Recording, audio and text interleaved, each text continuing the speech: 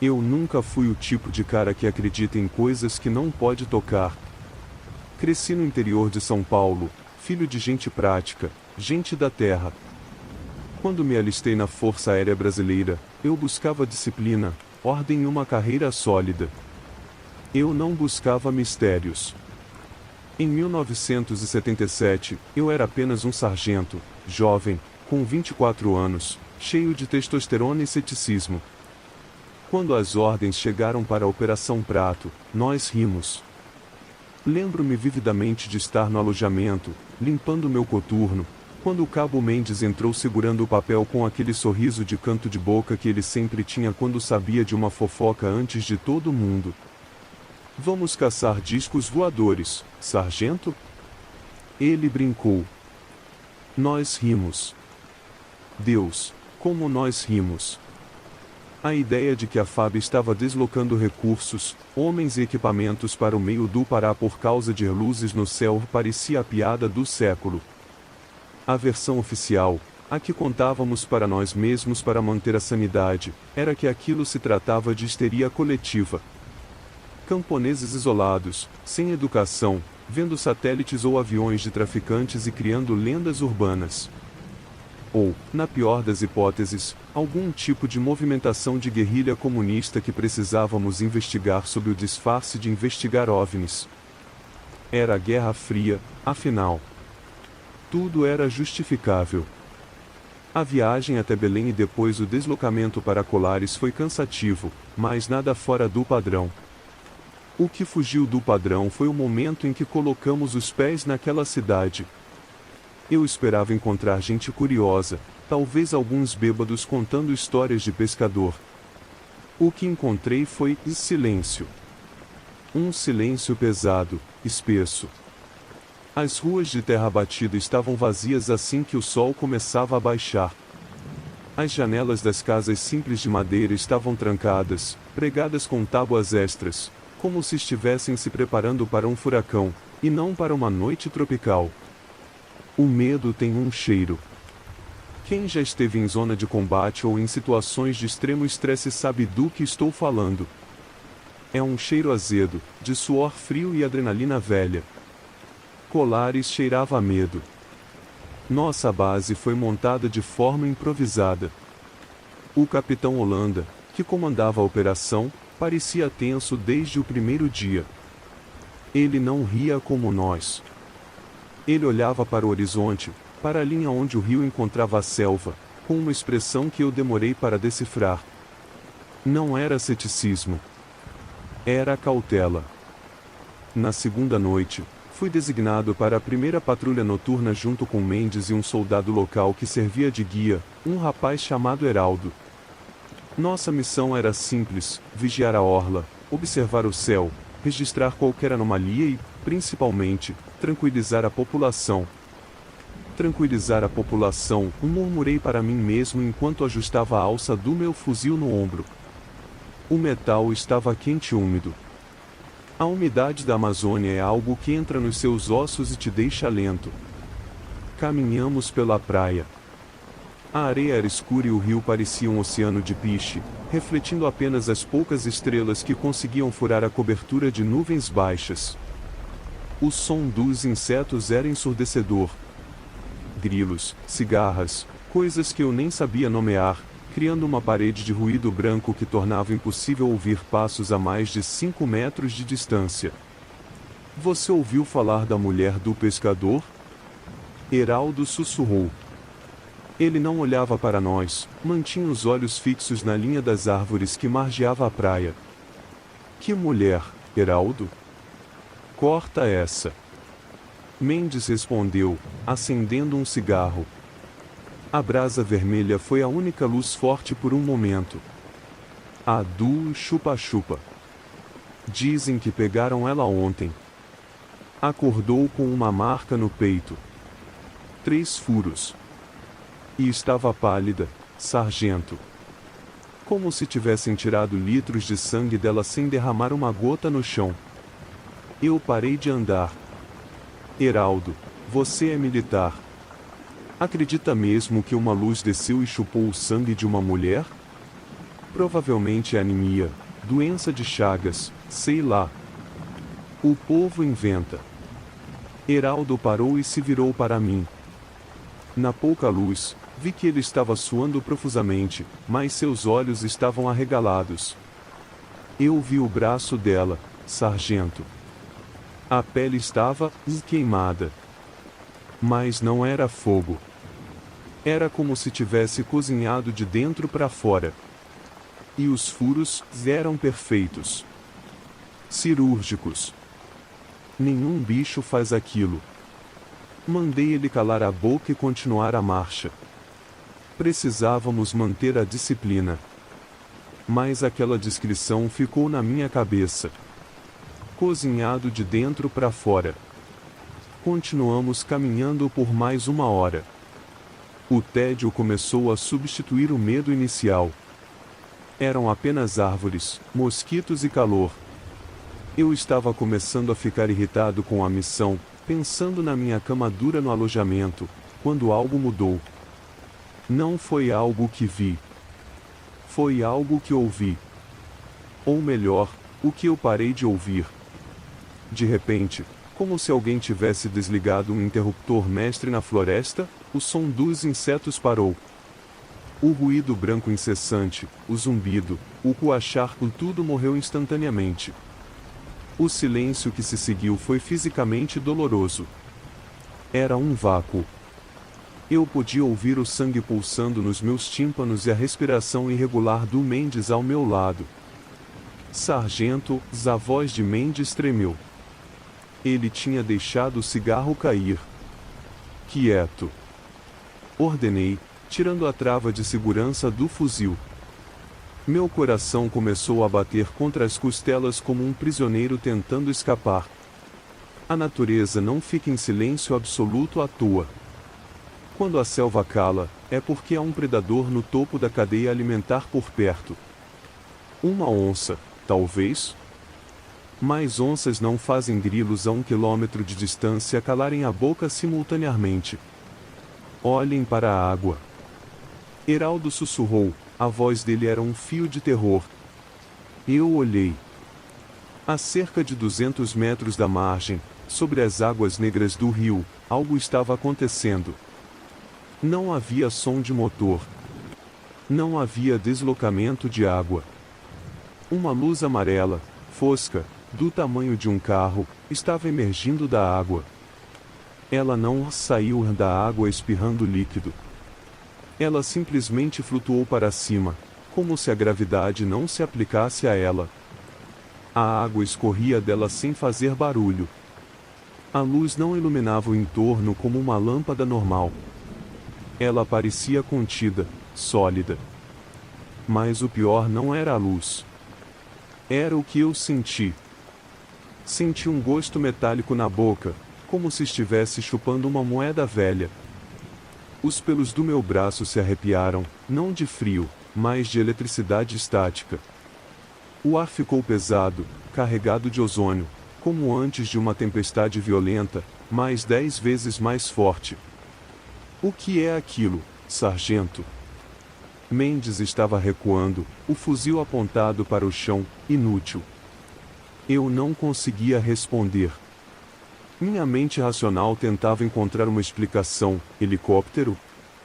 Não, sem barulho. Submarino soviético? Impossível no rio, e voando. A luz pairou sobre a água por 10 segundos. E então, ela começou a se mover. Não para cima, mas em nossa direção. Devagar. Sem pressa. Como um olho gigante procurando algo na escuridão da praia. Eu levantei meu binóculo, as mãos tremendo tanto que mal conseguia focar. Quando consegui enquadrar a luz nas lentes, percebi que não era apenas um brilho. Havia uma forma escura no centro, algo metálico e fosco, girando lentamente. E então, o feixe de luz mudou. Do amarelo fosco, tornou-se um azul intenso, focado, e varreu a areia da praia, vindo rapidamente na nossa direção. Para o mato. Agora! Gritei, quebrando o protocolo de silêncio. Nós nos jogamos na linha das árvores, caindo na lama podre e raízes. Me arrastei para trás de um tronco grosso, respirando o cheiro de terra molhada, e olhei para fora. O feixe azul passou exatamente onde estávamos parados segundos atrás. Onde a luz tocou a areia, vi a areia fumegar levemente, mas não havia calor irradiando. Era frio. A luz parou. O objeto estava a menos de 100 metros agora, pairando logo acima da linha d'água. Ele estava nos procurando. Eu podia sentir. Não era uma máquina automática. Havia uma inteligência guiando aquilo. Uma inteligência que sabia exatamente onde estávamos. Fiquei imóvel, prendendo a respiração até meus pulmões queimarem. Mendes estava soluçando baixo ao meu lado, e eu tive que tapar a boca dele com minha mão suja de lama. Foi então que ouvi um som. Não vindo do objeto, mas vindo de trás de nós. De dentro da mata densa onde tínhamos nos escondido. Passos. Passos pesados, de algo bípede, quebrando galhos secos com um ritmo deliberado, caminhando em nossa direção pelas nossas costas. Estávamos encurralados entre a luz no rio e o que quer que estivesse na floresta. E então, o meu rádio, que estava desligado para manter o silêncio, chiou sozinho. Um som agudo, estático, e no meio do chiado, uma voz humana distorcida, lenta e metálica, disse apenas uma palavra. Apareçam. O rádio morreu. A luz azul no rio começou a pulsar mais forte, iluminando as copas das árvores acima de nós. E os passos atrás de mim pararam, logo atrás do tronco onde eu estava encostado. Eu podia sentir uma respiração quente na minha nuca. Eu segurei a respiração. Aquele ar quente na minha nuca fedia. Não era cheiro de animal, nem de podridão vegetal. Era um cheiro adocicado, nauseante, como carne velha esquecida fora da geladeira, misturada com cachaça barata. Girei o corpo num movimento único, o fuzil subindo para a posição de tiro, o treinamento militar assumindo o controle sobre o pânico primitivo. O cano da arma bateu em algo sólido. Não era um monstro. Não era um alienígena cinza. Era um homem. Um caboclo, baixo, pele curtida pelo sol, vestindo uma camisa de botão encardida e calças rasgadas na altura da canela. Ele estava descalço. Mas o que me gelou o sangue não foi a presença dele. Foi a imobilidade. Eu estava apontando um fuzil automático FAL 7.62 para o peito dele, a menos de meio metro de distância. Qualquer ser humano normal teria recuado, levantado as mãos, gritado. Ele não. Ele estava parado como uma estátua de cera derretendo no calor da noite. Os olhos dele estavam arregalados ao extremo, as pupilas tão dilatadas que pareciam dois buracos negros engolindo a pouca luz ambiente. Ele não piscava. Havia lágrimas escorrendo pelo rosto dele, encharcando a barba rala, mas sua expressão era vazia. Morta. Quem é você? Identifique-se. Sibilei, minha voz saindo rouca. Ele não respondeu. Apenas continuou respirando aquele hálito podre na minha cara. E então, os cantos da boca dele começaram a tremer. Lenta, dolorosamente, os lábios se repuxaram para cima. Ele estava sorrindo. Mas o sorriso não chegava aos olhos. Era apenas uma contração muscular, mecânica, grotesca. Eles gostam do quente. A voz dele saiu num gorgolejo úmido, como se a garganta estivesse cheia de fleuma ou sangue. Antes que eu pudesse reagir, a luz azul que varria a praia encontrou a brecha nas árvores. O facho de luz atingiu as costas do homem primeiro. Vi os pelos do braço dele se levantarem, vi a camisa encardida brilhar com uma luminescência violeta. Ele arqueou as costas num ângulo impossível, a coluna estalando audivelmente, mas o sorriso continuava lá, congelado. Corre! Heraldo gritou, me puxando pelo colete. O instinto de sobrevivência falou mais alto que a curiosidade. Nós corremos. Mendes já tinha disparado na frente, quebrando galhos como um animal acuado, fazendo barulho demais. Entrar na mata amazônica à noite, sem lanterna e em pânico, é suicídio. Cada passo era uma aposta. Cipós agarravam meus tornozelos como mãos esqueléticas. Galhos chicoteavam meu rosto, abrindo cortes que ardiam com o suor. Mas não paramos. Atrás de nós, o zumbido mudou. O som grave e vibrante que sentíamos no peito subiu de tom, tornando-se um guincho agudo, similar ao de uma turbina de avião prestes a explodir, mas abafado, como se estivesse debaixo d'água. A luz azul varria a copa das árvores acima de nós. Eu vi as sombras das folhas se projetarem no chão da floresta, movendo-se freneticamente. Estávamos sendo caçados. E o caçador tinha a vantagem da altura e da visão térmica. Mendes! Espera! Gritei, tentando manter o grupo unido. Vi a silhueta do Mendes uns 20 metros à frente. Ele parou de repente numa clareira pequena. Mendes, não pare, seu idiota! Eu arfava, tentando alcançá-lo. Ele se virou para nós. Na penumbra, vi que ele segurava a cabeça com as duas mãos, soltando o fuzil no chão. Tá queimando! Tá queimando dentro da minha cabeça! Ele gritou. Não era um grito de dor física externa. Era um grito de loucura. E então, o som parou novamente. O guincho agudo cessou.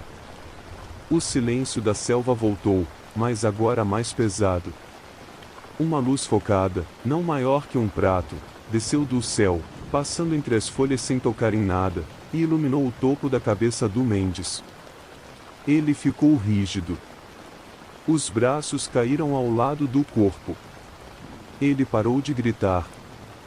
Eu me joguei no chão, puxando Heraldo comigo para trás de uma raiz tabular gigante de uma suma-uma.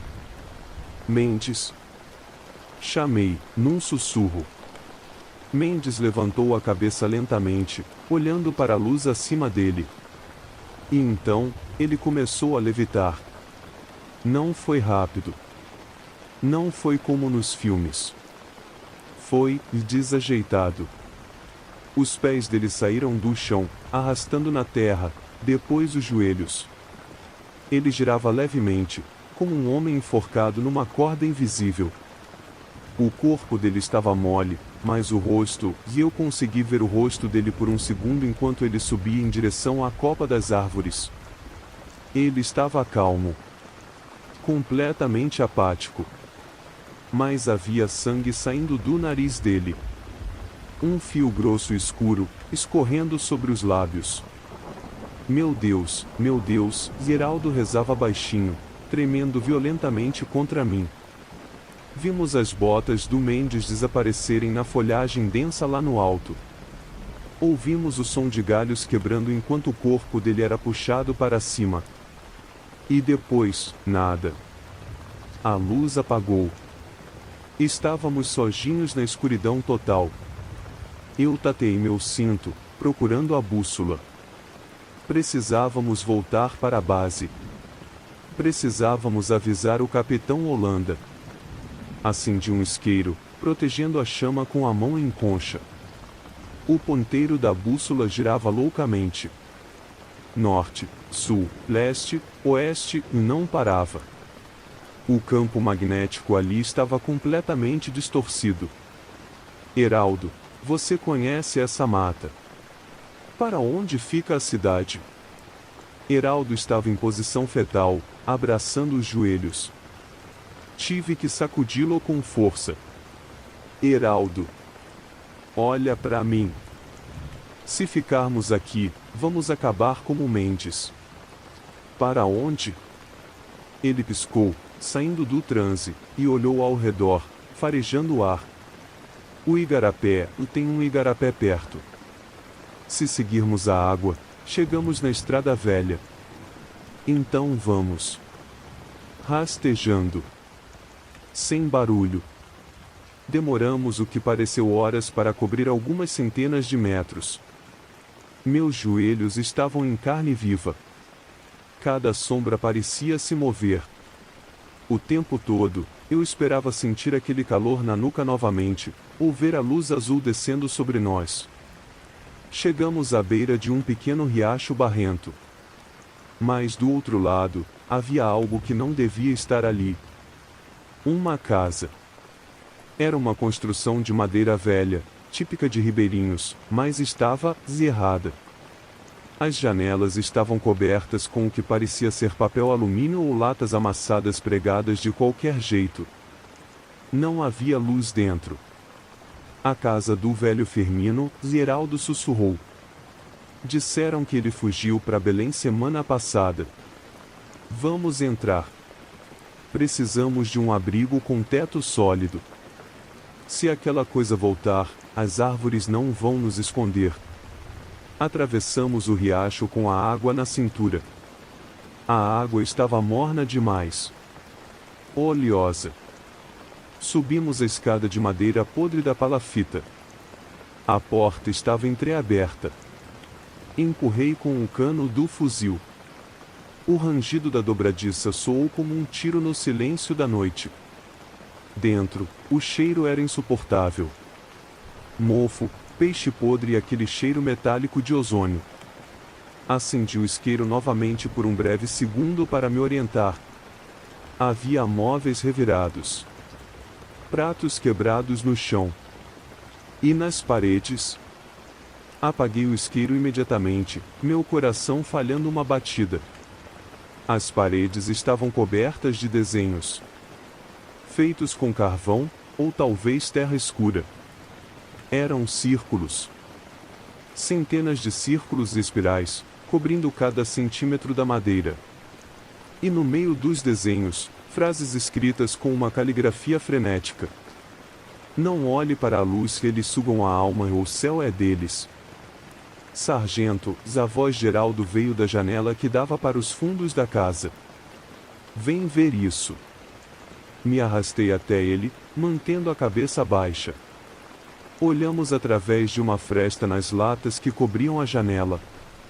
A casa ficava de frente para uma pequena clareira natural. E no meio da clareira, havia algo pousado. Não era a luz grande do rio. Era menor. Uma sonda? Um objeto metálico do tamanho de uma geladeira, flutuando a meio metro do chão. Ele emitia um som pulsante, rítmico. Vrum, vrum, vrum. Mas o pior não era o objeto. Ao redor do objeto, havia 3 pessoas. Reconheci o homem que encontramos na praia. E havia mais 2. Uma mulher idosa e uma criança. Eles estavam de pé, formando um triângulo ao redor da máquina. Eles não se moviam. Estavam olhando fixamente para o objeto metálico. De repente, o rádio no meu ombro, que estava morto desde a praia, estalou com uma violência que me fez quase gritar. A estática era ensurdecedora naquele silêncio. Tentei desligá-lo, girando o botão freneticamente, mas o botão não respondia. O volume aumentava sozinho. Lá fora, as 3 pessoas giraram a cabeça simultaneamente. Não para o objeto. Elas giraram a cabeça para a nossa janela. E a criança levantou o braço e apontou o dedo direto para a fresta onde eu estava olhando. O rádio parou de chiar e a voz distorcida, aquela mesma voz metálica e lenta, falou alto e claro, ecoando dentro da cabana de madeira. Achei vocês. O chão da casa começou a vibrar. As latas nas janelas começaram a chacoalhar. E uma luz branca, cegante, começou a vazar pelas frestas do assoalho, vinda de baixo da casa.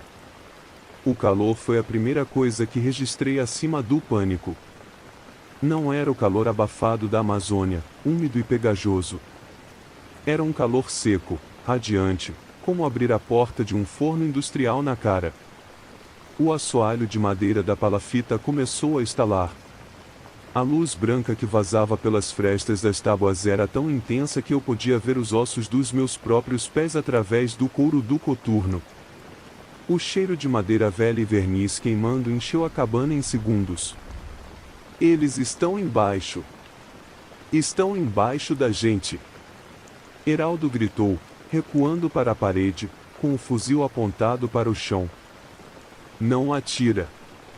Berrei, segurando o cano da arma dele. Se você atirar, vai acertar o que quer que seja aquela fonte de energia e vamos virar vapor.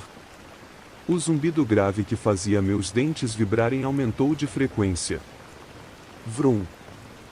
Vrum. Vrum. A casa inteira sacudiu. Pregos saltaram das paredes como balas perdidas. A porta da frente estava bloqueada pelas 3 figuras imóveis. A luz vinha de baixo. Só nos restavam os fundos. A janela. Quebra a janela. Ordenei. Heraldo não precisou de um segundo comando. Ele girou a coronha da espingarda e estilhaçou as tábuas podres e as latas que cobriam a janela traseira.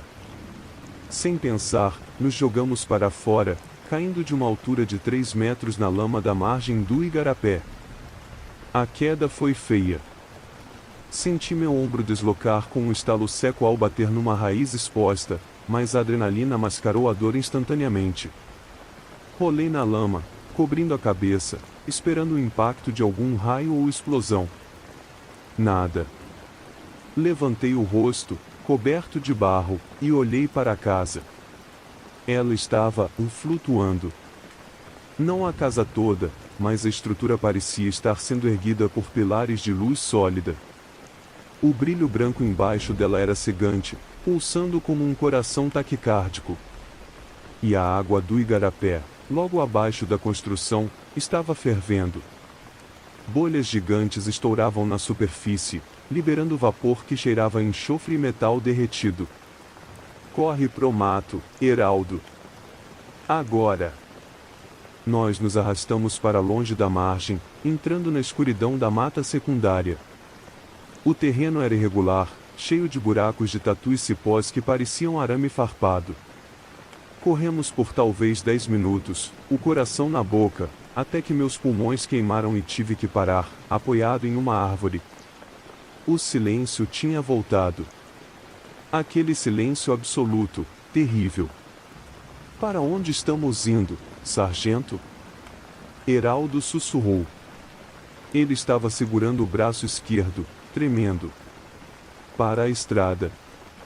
Se chegarmos na estrada de terra, podemos sinalizar para algum caminhão, ou voltar para o acampamento pela via principal.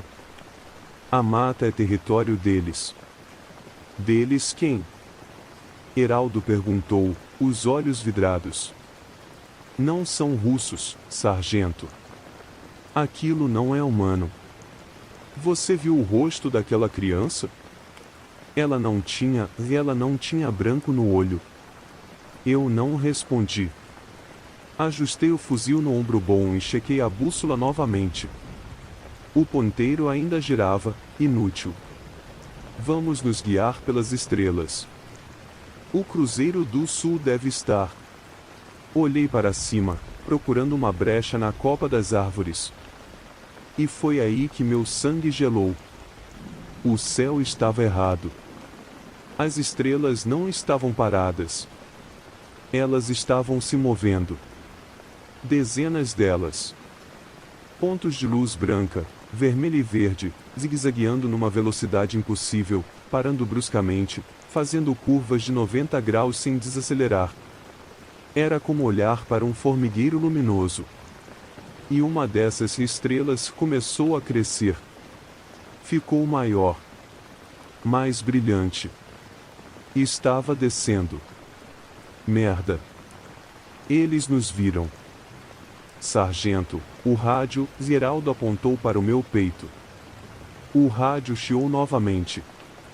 Mas dessa vez, não era a voz metálica. Era um som que eu conhecia. Era um som humano. Um choro. Mãe, e me ajuda, está quente, mãe. Era a voz de uma criança. A mesma criança que vimos na clareira? Ou outra vítima? Desliga essa porcaria. Heraldo tentou arrancar o rádio do meu colete. Não. Pode ser um civil. Precisamos. O som foi cortado por um ruído agudo, perfurante, que nos fez cair de joelhos tapando os ouvidos. Era como se alguém tivesse enfiado uma agulha de tricô no meu tímpano.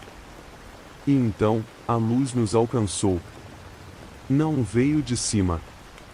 Veio de frente. A mata à nossa frente se iluminou como se fosse dia. Mas a luz não era natural. Era vermelha. Um vermelho sangue, denso, que tirava a profundidade de tudo. As árvores pareciam recortes de papelão 2D. E no meio da luz vermelha, a silhueta de um homem. Ele usava um uniforme da FAB. Apertei os olhos, tentando focar através do brilho escarlate. Mendes. Chamei, a voz falhando. A figura deu um passo à frente. O uniforme estava rasgado, chamuscado. Ele não tinha o fuzil. Ele caminhava de um jeito estranho, com as pernas rígidas, sem dobrar os joelhos. Mendes. É você? Graças a Deus. Onde você? Ele saiu da luz e entrou na penumbra onde estávamos. Heraldo gritou. Um grito curto, horrorizado, e começou a vomitar. O rosto do Mendes não era mais um rosto. A pele parecia ter sido puxada para trás, esticada até o limite, expondo os dentes numa gengiva que parecia cozida. Os olhos não tinham pálpebras. Eram 2 globos oculares secos, fixos no nada. E no peito dele, no lugar onde deveria estar a identificação, havia 3 furos perfeitos, cauterizados, formando um triângulo. Não havia sangue. A ferida estava limpa, como se feita por um laser cirúrgico. Ele abriu a boca. A mandíbula desceu mais do que o anatomicamente possível. Não, corram, a voz não era dele. Era a voz metálica do rádio, saindo da garganta do meu companheiro morto. A coleta, não, terminou. Mendes levantou o braço direito, apontando para o céu. Olhei para cima e vi a copa das árvores se abrir. Não pelo vento, mas porque os galhos estavam sendo quebrados por algo gigantesco que descia silenciosamente.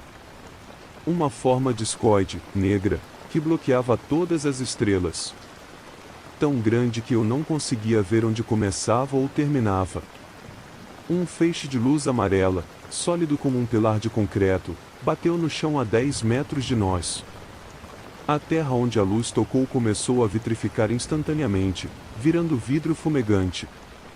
E o feixe começou a se mover na nossa direção. Eu tentei correr, mas minhas pernas não obedeciam. Era como estar num pesadelo onde você tenta fugir e se move em câmera lenta. O ar ao meu redor ficou espesso, gelatinoso. Eu estava nadando no ar. Olhei para o lado. Heraldo estava flutuando a alguns centímetros do chão, os pés debatendo inutilmente, sendo puxado em direção ao pilar de luz amarela. Ele gritava, mas nenhum som saía. O ar estava sendo sugado, levando o som com ele. Eu estava sozinho. Com o cadáver marionete do Mendes na minha frente e a luz da coleta vindo pela minha direita. Minha mão tocou a coronha da minha pistola no coldre. Era inútil, eu sabia. Mas era a única coisa humana que me restava. Saquei a arma. Apontei para a cabeça do Mendes. Ou para a coisa que vestia a pele dele. Fica longe de mim. Consegui gritar, rompendo a barreira de silêncio. O Mendes sorriu. A pele do rosto se rasgou ainda mais com o movimento. Você, Zé, Zu, próximo. Apertei o gatilho. O recuo da pistola .45 quase deslocou meu pulso já machucado. O barulho do tiro foi abafado, engolido por aquela atmosfera gelatinosa, soando como um estalo de madeira seca. A bala atingiu Mendes bem no meio da testa. Ele não caiu. A cabeça dele apenas chicoteou para trás com a força do impacto e voltou para o lugar, pendendo para o lado como um boneco de mola quebrado. O buraco de entrada da bala era visível, escuro, sem sangue. Apenas uma fumaça rala saindo do orifício, com um cheiro de borracha queimada. Ele continuou sorrindo. Aquele sorriso rasgado. Inútil, a voz do rádio saiu da boca dele, agora desincronizada com o movimento dos lábios. Foi a última coisa que ouvi antes do mundo ficar branco. O pilar de luz amarela me atingiu. Não foi como ser iluminado. Foi como ser atropelado por uma parede de calor sólido. Senti meus pés saírem do chão, não flutuando, mas sendo puxados com violência, como se um imã gigante estivesse me arrastando pelos ossos. Tentei gritar, mas o ar nos meus pulmões tinha virado fogo. Meus olhos ardiam tanto que tive que fechá-los, mas a luz atravessava minhas pálpebras, queimando minhas retinas com um brilho vermelho pulsante. Perdi a noção de cima e baixo. Senti uma pressão esmagadora, como se estivesse no fundo do oceano, e depois, leveza. Frio. Um frio absoluto, estéril. Quando consegui abrir os olhos novamente, eu não estava mais na selva. Eu estava deitado em algo duro, metálico e gelado. O ar tinha cheiro de amônia e ozônio, tão forte que fazia meu nariz sangrar. Tentei me mover, mas meu corpo não respondia. Eu estava paralisado do pescoço para baixo. Não havia cordas, não havia algemas. Eu simplesmente não conseguia enviar o comando para os meus músculos. O lugar era pequeno, claustrofóbico, com paredes curvas de um material cinza fosco que parecia absorver a luz. E eles estavam lá. Não eram homenzinhos verdes. Eram silhuetas. 3 delas. Eles usavam algo que parecia trajes de proteção, volumosos, sem costuras, cobrindo o corpo inteiro. Onde deveria estar o rosto, havia apenas uma superfície espelhada, escura e oleosa. Eles eram baixos, talvez 1,20 m, mas se moviam com uma precisão mecânica, rápida, sem desperdício de energia. Um deles se aproximou da minha direita. Ele segurava um objeto prateado, fino como uma caneta, que emitia aquele zumbido, o mesmo zumbido que ouvi na mata, mas agora alto, furando meu cérebro.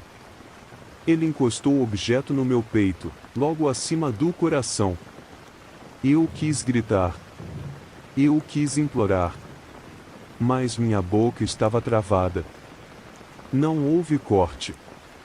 A pele simplesmente se abriu, derretendo. Senti uma dor aguda, lancinante, não de corte, mas de sucção. Era como se estivessem puxando não só meu sangue, mas minha medula, minha energia, minha vida, através daquele pequeno buraco. Eu senti o calor invadir meu tórax, cozinhando o músculo. O cheiro da minha própria carne queimada encheu a sala. O ser não olhou para mim.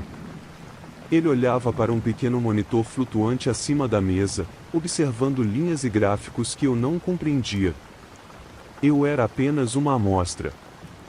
Um pedaço de carne numa lâmina de microscópio. Olhei para o lado, num esforço desesperado. Na mesa ao lado, vi Heraldo. Ele estava acordado. Os olhos dele encontraram os meus. Ele estava chorando, lágrimas silenciosas escorrendo para as orelhas. O peito dele estava aberto, exposto, mas não havia sangue. Havia luz dentro dele. Eles estavam mudando ele. Minha visão começou a escurecer.